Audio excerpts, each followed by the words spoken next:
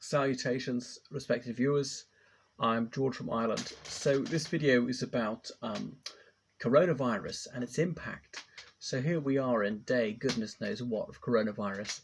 It was very first reported in November, if I've got that right, and it didn't touch Europe until February, and it bubbled along very, very low level. It's only in March it exploded, and it's done so with shocking rapidity. Well, explosions tend to be like that. Um, Italy has had the most deaths in the world, more so than China, if I've got that right. So we're coming up for 200,000 cases worldwide. But I wonder whether this whole coronavirus thing has been overblown. Now, I don't dispute that coronavirus certainly exists. Donald Trump was saying that it was false. There was no such thing. Um, and that it has killed people, several thousand people, well, about 8,000 people at the last count. But I wonder whether people are worrying about it too much. Yes, it's bad news. I have a 1 in 3 chance of dying of cancer. In my part of the world, that's the way it goes, right? So, that doesn't keep me awake at night. Should I really be so perturbed by the possibility of being felled by coronavirus? Now, I'd rather not die at all, but I know that I shall. I prefer not to ruminate on it all the time. If I was to reflect on this constantly, then I would be in melancholia constantly. So I choose to concentrate on cheerier topics. Because 8,000 people dying, that's about, gives you about 1 in a million. 1 in a million people have died of it, right? What else is 1 in a million? A lightning strike? Something like this. It's that kind of level. So let's not be preoccupied with this. The United Kingdom, one of the more seriously affected countries because of its trade links to China, 1 in half a million people have died. That's right, only about 1 in half a million people, although it's up a bit today. Maybe it's 1 in 400,000. Okay, so obviously for these people, well, they're not coming back. There's a certain finality to death. So the Grim Reaper is not cutting such a swathe through the populace. The United Kingdom, on average, has 2,000 deaths a day. Now, I know it fluctuates somewhat. It'll be a bit higher in winter. So we've got about an extra 40 deaths per day. That's not a major uptick in morbidity. It might get worse. The worry is that this is the tip of the iceberg, that we're just at the beginning, and that some people are asymptomatic. There's a town called Vo in northern Italy, which has controlled it quite effectively, where it's running rife in Lombardia, because they tested everyone in the community. They found some people were asymptomatic, and they're the ones who are spreading it, who wouldn't self-report otherwise. And maybe there's some people who've got the symptoms, they're just not presenting. But I'm wondering, has this become the new normal? We're quite shocked by an additional 30 deaths a day, 40 deaths a day, 50 gets it to 100. At what point do we become numb to it? Just desensitized, like in wartime, like horrific, the first few violent deaths. But after a few years of it, you just shrug it off, just stop listening. I was a bit blasé about this beginning. At the beginning, I am concerned. I noticed that about how many people, someone aged 45 has died, so that's sort of uncomfortably close to me. I was saying, oh, it can't happen to me. A couple of children contracted it in the British Isles. Neither of them have fallen victim to it so far. As in died. So we might just have to accept our life expectancy is a bit down. Our life expectancy was 79, maybe it's 78 now. And we think, well, death happens to other people. People who die and they go far away. They're in a nursing home or they're in a hospital or something like that. Anyway, so we're going back to the 18th century where death was a bit more unpredictable. There are always a few winners from any crisis. People who sell hand sanitizer, people who sell these masks, undertakers. But this could be only the beginning. It could be getting worse and worse and worse. And, from 40 deaths a day could be up to 40,000. And then I'll be due a very large helping of humble pie. Spanish flu over a century ago killed between 1% and 5% of the world population. It's difficult to know because death certificates weren't always issued. We don't really know the world population at the time. We can hazard an educated guess. Some deaths just weren't reported, or they died of a multifactorial death. Moreover, people were in a debilitated state of health owing to malnutrition and the Great War. Some people were already wounded when they died, and medical equipment was not what it is now. It wasn't particularly severe in Spain. We only say that because wartime censorship meant that people weren't allowed to report it in their homeland lest it demoralised the populace. And but that was rather more serious than this is. Although we might reach Spanish flu levels, and the fascinating thing is the way there was a spike, there was a trough, and then it came back again. And that's they're really worried about it is attacking once more in winter, when certainly in the United Kingdom the NHS is struggling even at the best of times in winter. NHS, in case you don't know what that is, that's the National Hindustani Service. And thank you so much to immigrants and their descendants who've saved my life on numerous occasions here in the British Isles. But what's the longer term impact of this? Let's look at the rosiest scenario. A month on this, deaths are almost down to zero. We can lift all restrictions, go back to normal. But the trouble is we're not going to go back to normal. Some people are going to gingerly feel their way forward. On the other hand, you have the real kamikaze people who just will not follow the health advice, no matter how much is dinned into them. The people who smoke with gay abandon, the people who take heroin. Think of 1991, the Gulf War. Saddam Hussein saying, I'm going to blow up every plane flying across the Atlantic. He actually didn't blow up a single one, but it petrified people, and that led to Pan Am, the famous American airline, Pan American, going to the wall. The one that was so featured in that Air Hostesses drama a few years ago. And it took 5 years for passenger numbers across the Atlantic to reach the levels they had been in 1991. Likewise, the airline industry took another severe blow after 9/11. People were petrified of flying, so passenger numbers plummeted, and indeed some airlines like Sabena and Swiss, they went under.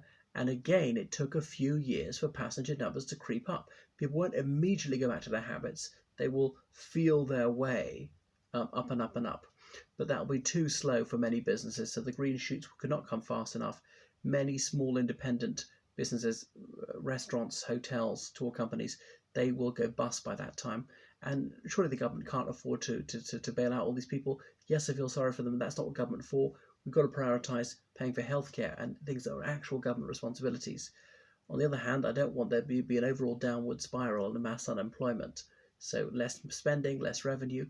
But this is the curious thing. We have more money. We're not going on holiday. We're not going to shop. You can shop online, but delivery is going to be whenever, because it's affecting postal services and so on.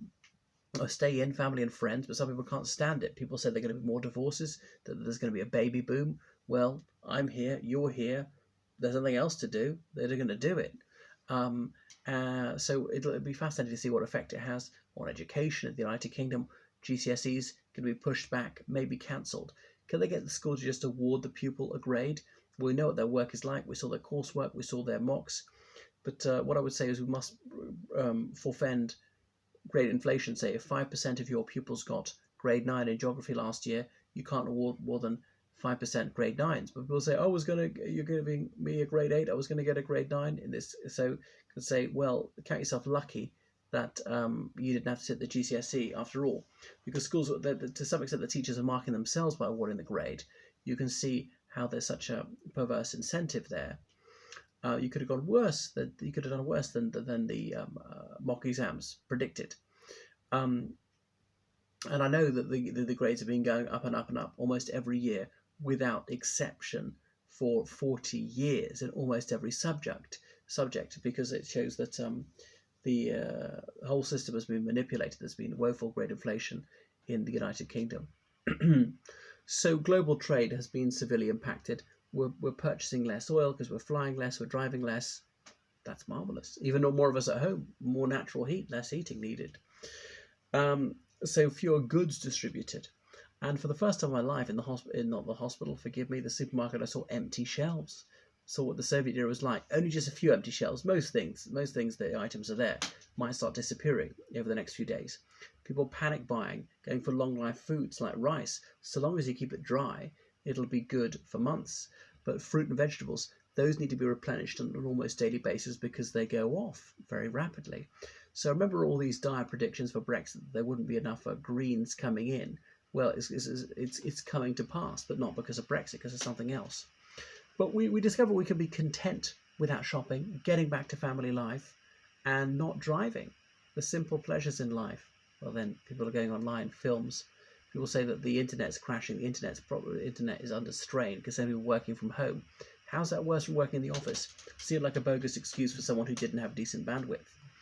But the Olympics might have to be cancelled. But that's 5 months. September we could be all right. Sorry, that's more actually. It's about 5 months to the start, yeah. But they could test every single athlete. Japanese authorities could do it to their satisfaction before the person boards the plane and test them at the other end. And all the officials and all the spectators, or don't even allow spectators. We could still have the Olympics. Might have to be scaled back. A few athletes forbidden. The Chelsea Flower Show, I finally bought a ticket and now it's been cancelled. Thanks a lot, but I managed to convert my ticket to one for next year.